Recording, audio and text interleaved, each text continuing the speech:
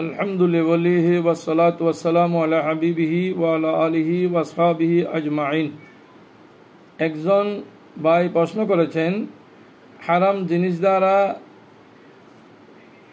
চিকিৎসা করা যাবে কিনা, অর্থাৎ হারাম জিনিস ভক্ষণ বা পান করে সে রোগ সারানো যাবে কিনা।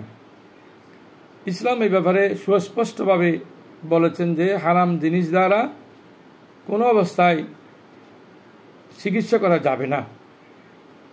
আল্লাহ রসুল ইরশাদ করেছেন, হযরত আবু দারদা রাদিয়াল্লাহু তাআলা থেকে বর্ণিত, রসুল করিম ইরশাদ করেন, আল্লাহ আনজালা দা ওয়া দাওয়া, আল্লাহ রাব্বুল আলামিন রোগও দান করেছেন এবং রোগের ওষুধও দান করেছেন।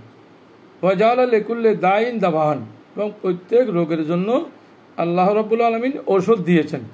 ফাতাদাউ ওয়ালা তাদা ওয়ালা তাদউ বিল হারামি, কোনো অবস্থায় হারাম দিয়ে জিনিস দিয়ে চিকিৎসা করা যাবে না, বরং হালাল জিনিস দিয়ে চিকিৎসা করতে হবে। আবু দাউদ শরীফে এই হাদিসটি এসেছে। দেখা যায় অন্য হাদিস শরীফে বিপদে মানুষ পড়লে, বড় মুসিবতে পড়লে এটার কারণে মানুষের গুনাহ মাফ হয়ে যায়। অন্যত্র বলেন, হযরত আবু সাঈদ খুদরী রাদিয়াল্লাহু তাআলা থেকে বর্ণিত, তিনি নবীজি হতে বর্ণনা করেছেন, মা ইউসিবুল মুসলিমা মিন নাসবিন ওয়ালা ওয়াসাবিন ওয়ালা হাম্মিন ওয়ালা হুজনিন ওয়ালা আদান ওয়ালা গাম্মিন, কোনো মুসলমানের কাছে কোনো বিপদ, মুসিবত, দুর্দশা এবং ফেরেশানি আসুক, কোনো বেদনাদায়ক জিনিস আসুক, এমনকি হাত্তা শোকা, এমনকি যদি ফতে কাঁটাবিদ্ধ হয়, সেটা সারা কাহা ইল্লা কাফারাল্লাহু বিহা, যে ওগুলোর কারণে আল্লাহ রাব্বুল আলামিন তার জীবনের গুনাহ মাফ করে দিবেন। মিন খাতায়াহু, তার জীবনের গুনাহ মাফ করে দিবেন। মুত্তাফাক আলাইহি হাদিস এটি।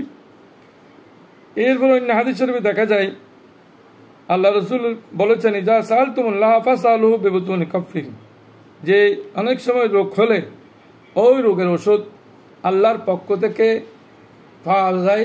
আল্লাহ রাব্বুল আলামিন রোগের ওষুধ দান করেন, তবে ফাসআলু বিবুতুনি আকুফিকুম, তখন এইভাবে আল্লাহর কাছে মুনাজাত করে দোয়া করে আল্লাহর কাছে অনেক রোগের ওষুধ চাইতে হয়।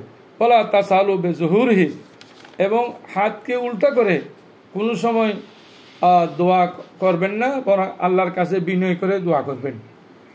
হযরত আব্দুর রহমান ইবনে ওসমান রাদিয়াল্লাহু তাআলা থেকে বর্ণিত, ইন্না তবিবান সাআলান নবী সাল্লাল্লাহু আলাইহি ওয়াসাল্লাম, একজন ডাক্তার নবীজিকে জিজ্ঞেস করেছেন, আন দিফদাইন ইয়াজালু ফি দাওয়াইন, যে ব্যাংকে বক্ষণ করে ব্যাংকের মাধ্যমে কোনো মানুষের রোগ সারানো যাবে কিনা, ব্যাংকে ওষুধ বানাই। ফানাহাহুন নবী সাল্লাল্লাহু আলাইহি ওয়াসাল্লাম, নবীজি নিষেধ করেছেন, আন কতলিহা, ব্যাংকে হত্যা করতে নিষেধ করা হয়েছে।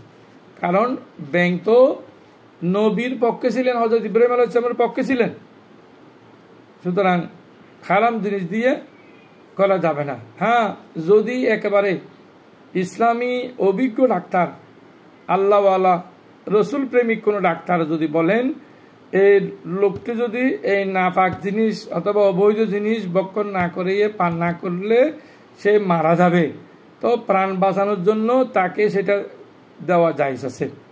এবং আল্লাহ রসুল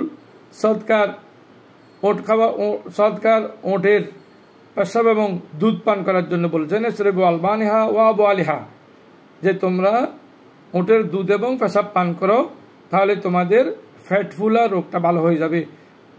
এই রোগটা এই পেশাব পান করা, ওটের পেশাব এবং ওটের দুধ পান করা ছাড়া যেহেতু ভালো হবে না, এই জন্য রসুল করিম তাকে এই ওষুধটা দিয়েছিলেন।